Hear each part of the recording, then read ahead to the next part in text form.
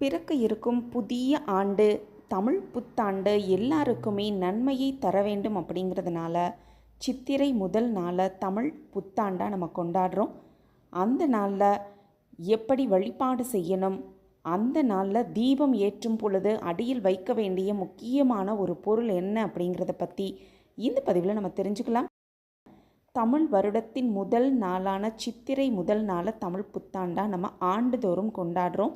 சூரிய பகவான் தன்னுடைய பயணத்தை 12 ராசிகளிலும் நிறைவு செய்துட்டு மீண்டும் முதல் ராசியான மேஷ ராசியில் தன்னுடைய பயணத்தை துவங்கும் நாளை தான் தமிழ் புத்தாண்டாக நம்ம கொண்டாடுறோம். குரோதி வருடம் நிறைவடைந்து அடுத்ததாக பார்த்தோன்னா விசுவாவசு வருடம் ஏப்ரல் 14ஆம் தேதி திங்கட்கிழமையோடு சேர்ந்து துவங்க இருக்குது. இந்த அற்புதமான நாளில் தீபம் ஏற்றி வீட்டில் இருக்கிறவங்க அனைவரும் சேர்ந்து வழிபாடு செய்வது, அறுசுவை உணவோடு சேர்ந்து இறைவனுக்கு நெய்வேத்தியம் வைப்பது, இந்த மாதிரி விஷயங்களை செய்யும் பொழுது கண்டிப்பாக தீபத்திற்கு அடியில் வைக்க வேண்டிய மிக மிக முக்கியமான ஒரு பொருள்